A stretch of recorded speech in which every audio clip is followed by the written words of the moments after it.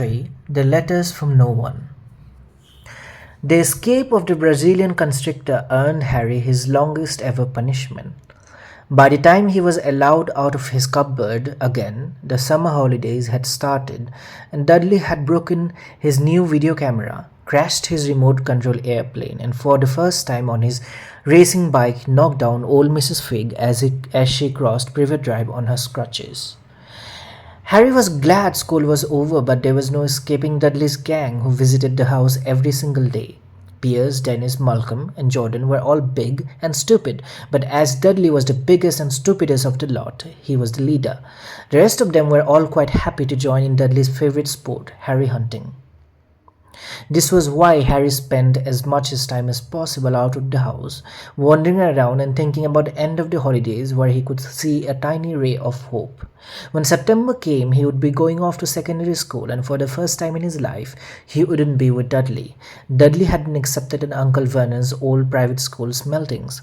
Piers Polkiss was going there too. Harry, on the other hand, was going to Stonewall High, the local public school. Dudley found this very funny. They stuffed people's head down the toilet the first day at Stonewall.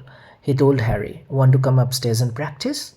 "No thanks," said Harry. "The poor toilets never had anything as horrible as your head down it. It might be sick." Then he ran before Dudley could work out what he had said. One day in July, Aunt Petunia took Dudley to London to buy his Melting's uniform, leaving Harry at Mrs. Figg's.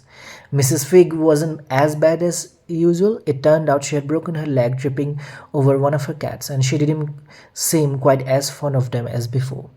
She let Harry watch the television and gave him a bit of chocolate cake that tasted as though she had had it for several years.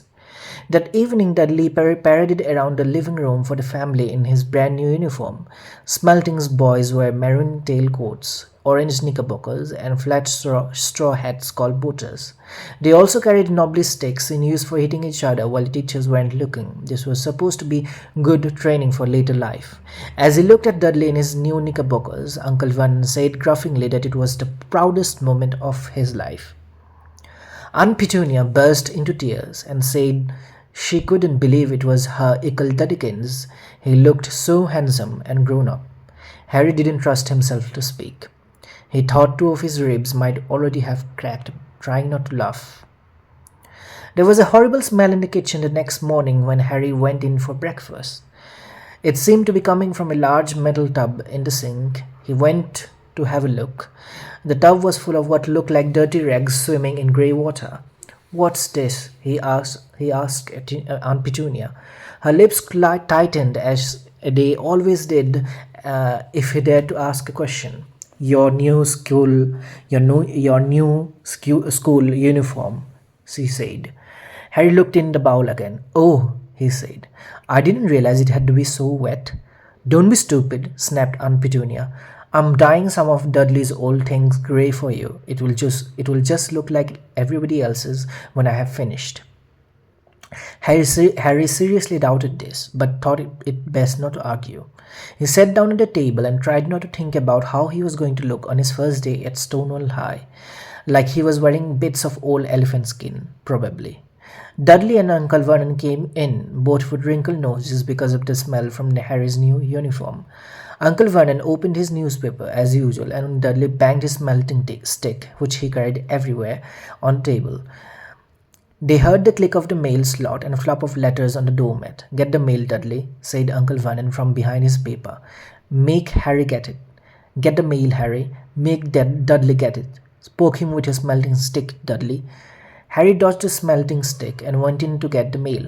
Three things lay on the doormat: a postcard from Uncle Vernon's sister Marge, who was vacationing on the Isle of Wight, a brown envelope that looked like a bill, and a letter for Harry. Harry picked it up, stared at it, his heart thumping like a giant elastic band. No one, ever in his whole life, had written to him. Who would? He had no friends, no other relatives. He didn't belong to the library, so he had never even got rude notes asking for books back. Yet here it was, a letter, addressed so plainly there could be no mistake. Mr. Harry Potter. The cupboard under the stairs, number 4 Privet Drive, Little Whinging, Surrey. The envelope was thin, thick and heavy, made of yellowish parchment, and the address was written in emerald green ink. There was no stamp. Turning the envelope over, his hand trembling, Harry saw a purple wax seal bearing a coat of arms, a lion, an eagle, a badger, and a snake, surrounding a large letter H. "Hurry up, boy!" shouted Uncle Vernon from the kitchen. "What are you doing? Checking for letter bombs?"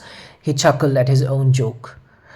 Harry went into the kitchen, still staring at his letter. He handed Uncle Vernon the bill and the postcard, sat down, and slowly began to open the yellow envelope. Uncle Vernon ripped open the bill, snorted in disgust, and flipped over the postcard. "Marge ill," he informed Aunt Petunia. "Ate a funny whelk." "Dad!" said Aunt Dudley suddenly. "Dad! Harry's got something!" Harry was on the point of unfolding his letter, which was written on the same heavy parchment as the envelope, when it jerked sharply out of his hand by Uncle Vernon. "That's mine," said Harry, trying to snatch it back. "Who'll be writing to you?" sneered Uncle Vernon, shaking the letter open with one hand and glancing at it. His face went from red to green faster than a set of great traffic lights, and it didn't stop there. Within seconds, it was greyish white of old porridge. "Petunia!" he gasped.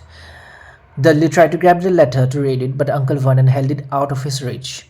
Aunt Petunia took it curiously and read the first line. For a moment it looked as though she might faint. She clutched her throat and made a choking noise. "Vernon! Oh my goodness! Vernon!"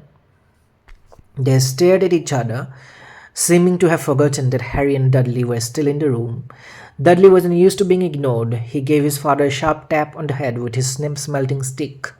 "I want to read the letter," he said loudly. "Want to read it," said Harry furiously, "as it's mine."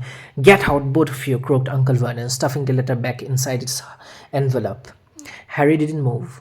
"I want my letter," he shouted. "Let me see it," said Dudley.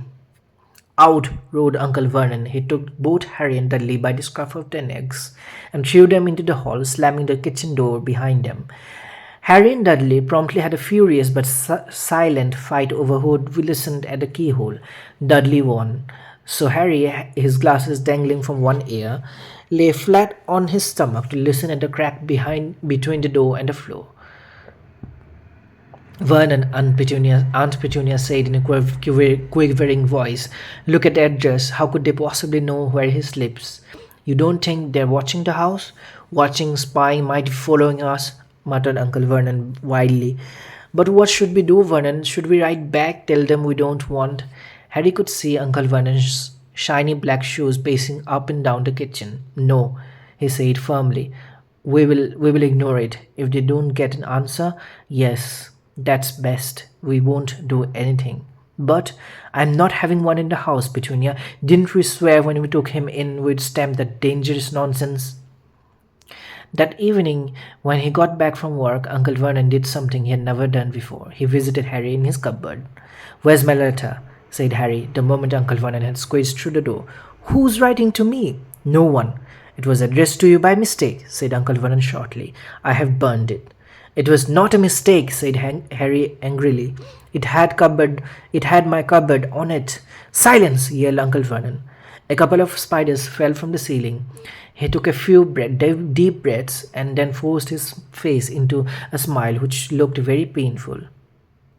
Uh, yes, Harry, about this cupboard. Your aunt and I have been thinking you're really getting a bit big for it. We might be thinking that it would be nice for you to move into Dudley's second bedroom."